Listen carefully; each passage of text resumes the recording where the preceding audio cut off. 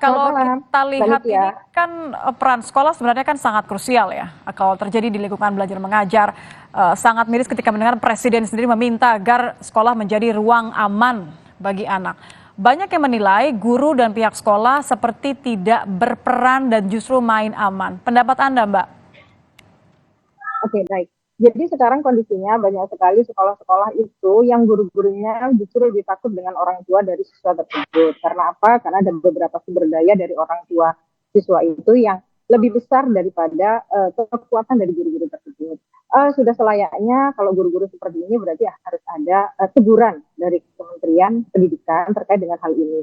Karena bagaimanapun juga semua aturan sudah dibuat gitu ya. Jadi sebaiknya sekolah-sekolah sudah mengikuti peraturan-peraturan yang sudah ada dan itu dibuat selama ini sehingga anak-anak jadi berada di tempat yang aman, bahkan dia juga terlindung dari bullying tersebut.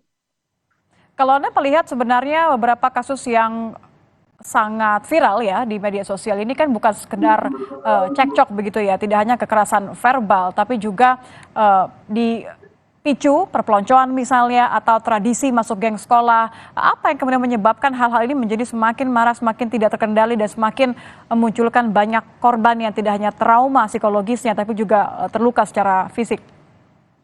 Oke, baik. Karena begini Mbak, orang-orang atau masyarakat itu menormalisasi kekerasan ini. Itu yang pertama. Yang kedua, tidak ditegakkan secara nyata, padahal aturan-aturan sudah ada. Nah, ketika kesalahan atau kejahatan yang merajalela dan tidak ditegakkan secara nyata, maka ini akan terus berulang, sehingga tidak akan bisa di-stop. Makanya ketika ada kasus, terus orang tua melaporkan, terus kepolisian juga menyambut, terus akan menegakkan aturan, ini adalah hal yang paling tepat yang harapannya adalah untuk memutus rantai kejahatan itu sendiri. Harapannya berarti memang ini ditekan sebisa mungkin ya. Anda menyebutkan tadi bahwa Iya ada betul. rasa nampaknya pihak sekolah justru lebih takut kepada orang tua. Apalagi kalau Ya, kita lihat beberapa kasus ini orang tua yang membawa ke ranah hukum begitu. iya betul. Jadi kalau ini tidak ditegakkan, Mbak, lama-lama akan tetap merajalela dan kekerasannya akan menjadi semakin meningkat karena poin-poin kekerasan itu sudah semua dilakukan oleh remaja yang seharusnya tidak melakukan hal itu. Tapi Anda melihat bahwa hal ini langkah orang tua membawa ke ranah hukum ini ada hal yang tepat untuk menekan kasus perundungan?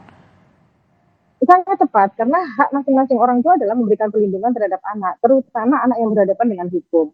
Terlepas itu permasalahannya apa, misalnya nih korbannya itu menjadi pribadi yang memancing untuk menjadi korban bully, ini adalah hak orang tua untuk menyelamatkan anaknya. Karena kalau tidak melaporkan itu justru menjadi orang tua yang abai.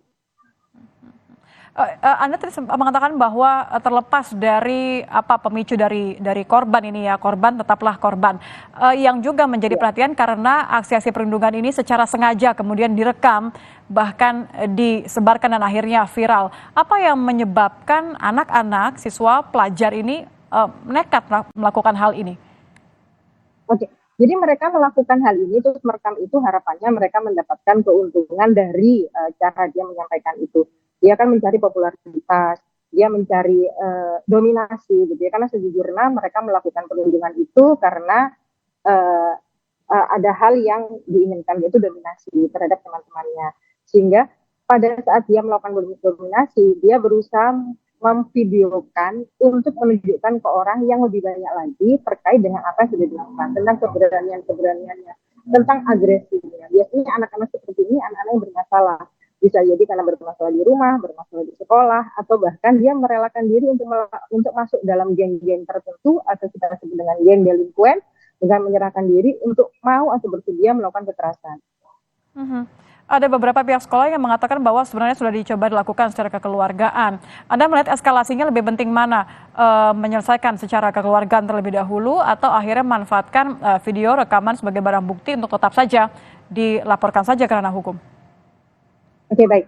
Sebetulnya menyelesaikan dengan cara kekeluargaan itu adalah cara paling baik. Apalagi kalau sudah bisa dilakukan restoratif justice, penggantian terhadap kerugian atas korban, gitu ya, bisa kerugian secara fisik, kemudian secara materi atau non materi, karena ini adalah penyelesaian yang paling baik. Karena bagaimanapun juga anak-anak itu tidak layak hidup di penjara. Tetapi bila ini tidak bisa dihentikan atau kekerasannya sudah sangat-sangat luar biasa, sudah selayaknya ini dilaporkan ke kepolisian. Baik, terima kasih Mbak Hanifah Hasna, kriminolog anak sudah bergabung bersama kami di Kompas Malam. Selamat malam. Sama-sama, Anitya. Informasi lain KBRI